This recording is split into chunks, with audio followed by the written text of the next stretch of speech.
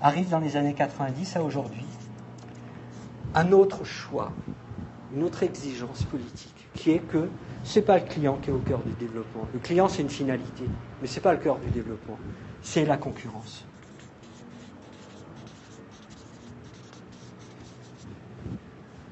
Et là, ça pose des vraies questions. Déjà, on voit que dans cette logique de produit, c'est ce que l'image, le symbole, c'est le technicien qui est le héros de l'entreprise. Ici, c'est le commercial qui est le héros, le technico-commercial, qui devient le héros de l'entreprise. Et dans cette culture-là, c'est le gestionnaire, avec son dévoiement, sa décadence, qui est le financier. C'est ce qui est devenu maintenant depuis 2002-2003. C'est le financier. Mais bon, encore une fois, ce n'est pas une morale ce que je pose là. Mais là, ça pose des vraies questions en termes de management, c'est-à-dire en termes d'articulation entre performance économique et performance sociale. À savoir que le manager, bien sûr qu'il a une dimension gestionnaire fondamentale qui doit exister, mais elle ne peut pas exister seule. Un manager qui n'est que là avec son tableau Excel ou avec ses objectifs, il ne fait rien. Il ne fait rien, pourquoi ? Parce qu'il ne crée pas cette possibilité de la confiance. Et la confiance, ça n'est rien d'autre que le transfert.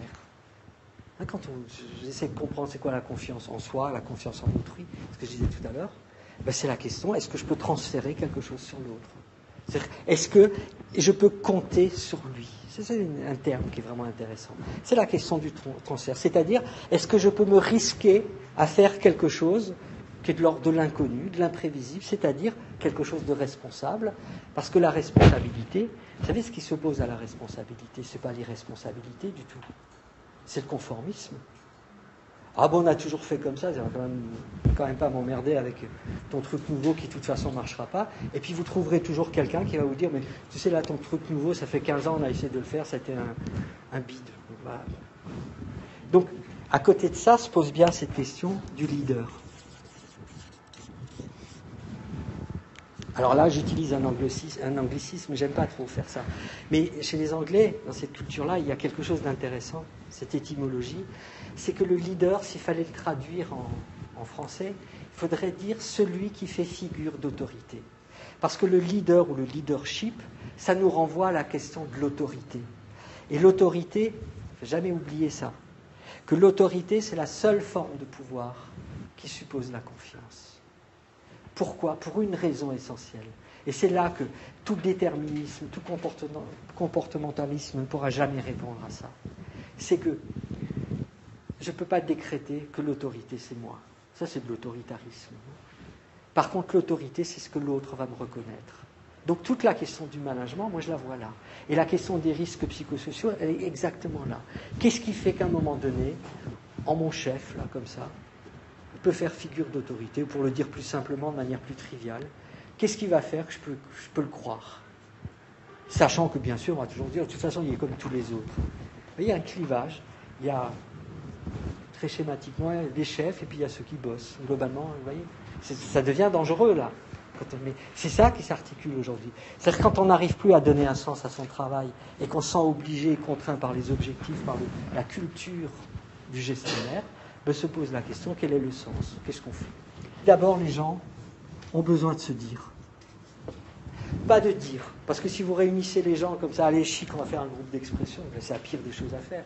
Parce que les gens vont vous dire, attends, oui, mais il faudrait qu'on soit à 5 de plus, il faudrait des téléphones portables, une voiture de service, ceci, cela. Non, on ne peut pas répondre à ça. Il ne s'agit pas de dire. Et c'est bien évidemment faux.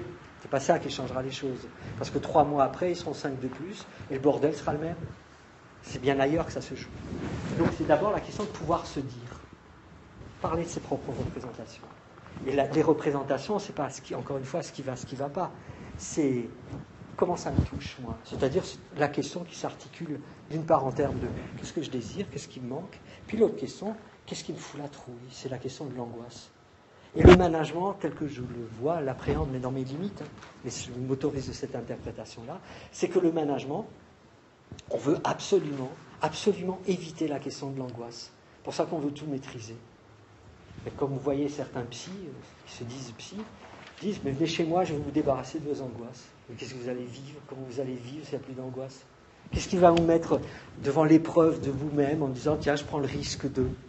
La prise de risque, par définition, la responsabilité, ça nous met devant quelque chose qui a commencé par le risque d'en mourir, de pas réussir. Ça veut dire que ça nous met devant la question de l'angoisse.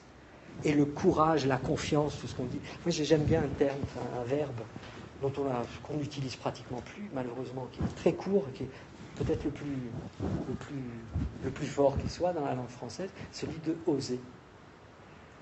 Oser, c'est 3 lettres comme ça, qui disent quand même que, ben oui, c'est ça la question de prise de risque. On veut que les gens prennent des risques, allez, venez, on va prendre des risques. Mais non, ça ne marche pas.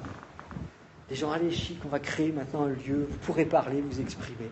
Et bien les gens, ils viennent, ils vont exprimer un silence, c'est-à-dire l'impossibilité de dire quelque chose, parce que ça ne se commande pas.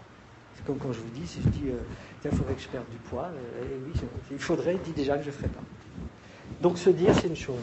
Ensuite, c'est d'être écouté. C'est un besoin relationnel fondamental. Ensuite, moi j'y mets une espèce d'un crescendo, parce que ça me permet, dans la psychosociologie, de repérer, d'identifier on va dire, l'intensité, entre guillemets, très modestement, l'intensité du lien social. Ensuite, c'est d'être reconnu. Et vous savez ce que ça veut dire être reconnu, parce que ça, c'est un leitmotiv aujourd'hui permanent. Dans toutes les questions d'entreprise, de collectif, on se dit qu'il faut être reconnu. Mais, enfin, vraiment, si je dois laisser une chose là aujourd'hui, pensez juste à ça. Être reconnu, quand on vous demande une reconnaissance, c'est exactement ceci. On voudrait la garantie qu'on ne vous prenne pas pour un autre. C'est ça, être reconnu. Ne pas être pris pour un autre. C'est-à-dire pour n'importe quel autre. C'est-à-dire pour un numéro. C'est-à-dire pour quelque chose qui est dans l'uniformité. C'est-à-dire pour quelque chose qui n'a même pas la possibilité d'y mettre du sien. Et la reconnaissance, quand il y a une demande au niveau RH, par exemple, de « je ne suis pas reconnu au niveau du management, je ne suis pas reconnu en tant que tel », c'est que ça, c'est implicitement cette souffrance, la souffrance, la passion, la souffrance, tout ça. Quand je parlais de l'état amoureux, tomber amoureux, il tombe déjà, c'est déjà foutu. Il faut se ramasser, quoi, après. Donc, mais c'est pour dire que l'état amoureux, c'est pas aimer, en fait, hein. Mais c'est cette question de ne pas être pris pour un autre. Et puis, il y en a une autre, c'est celle, enfin 2 autres. Celle d'être valorisé. Ça a à voir avec la question du potentiel. Puis la dernière que j'énoncerai, il y en a d'autres, mais celle qui nous importe ici, dans la performance, qui est pour moi le lieu même de l'articulation, de la dynamique de la performance, donc que j'appelle moi une qualité sociale. Puisque performance, je préfère effectivement laisser ça du côté de l'économique. Donc, contre-courant, j'y mets la question de la qualité, c'est-à-dire où il y a l'initiative et la question de la responsabilité. C'est-à-dire, chaque individu aujourd'hui, si vous voulez créer une dynamique, chaque individu a envie, a besoin d'influencer son environnement. Et une entreprise, moi je veux dire, elle fonctionne. C'est-à-dire, elle trouve un moyen de gérer quelque chose qui est de l'ordre d'une crise, dès lors que chacun se rend compte, une majorité, qu'il a le pouvoir d'influencer son environnement. C'est-à-dire une entreprise saine, puisqu'on parlait de souffrance, vous pouvez aussi parler de ça. C'est une entreprise qui, de temps en temps, un individu peut dire, bah, tiens, moi j'aimerais bien qu'on fasse ça comme ça. Voilà, juste ça. Et ça peut se faire. Alors quand ça ne peut pas se faire, c'est qu'il n'y a pas de changement. Ça veut dire que les besoins relationnels aujourd'hui, à mon avis, le plus impactant, c'est celui-ci. Et juste pour terminer, c'est ce qu'un philosophe appellerait le bonheur. Vous savez, le bonheur, là aussi, osons parler du bonheur, mais pas dans une espèce d'utopie ou d'idéal ou de bien-pensance qui est forcément fausse. Mais le bonheur, c'est quoi? Le bonheur, c'est d'être le plus proche de soi, c'est-à-dire d'éviter ce clivage entre ce que je fais et ce que je suis. D'éviter le clivage, en tout cas de pouvoir le vivre, parce que bien sûr, comme disait Foucault, les mots ne sont pas la chose. Quand Giacometti fait ses beaux tableaux et ses belles sculptures, il dit à chaque fois, merde, c'est un ratage. Pourquoi? Parce que ce dont il a envie, c'est cette expression de désir, elle n'atteindra jamais l'absolu. Heureusement, sinon on devient psychotique. Et le bonheur, c'est ça, c'est-à-dire confondons pas le bonheur avec le plaisir. Le bonheur, ce n'est pas une partie de plaisir. Ça n'a rien à voir avec une partie de plaisir. Alors quand de temps en temps, ça peut en plus faire plaisir, ça c'est génial. Mais c'est d'abord cette quête permanente qui montre que la motivation, elle n'existe pas, c'est une dynamique. Comme la liberté n'existe pas, c'est un mouvement, c'est une quête. Comme l'amour n'existe pas, c'est une quête. On ne peut jamais se dire, ça y est, j'ai déjà foutu. Le fait de le dire. On ne peut plus, ça ne tient plus.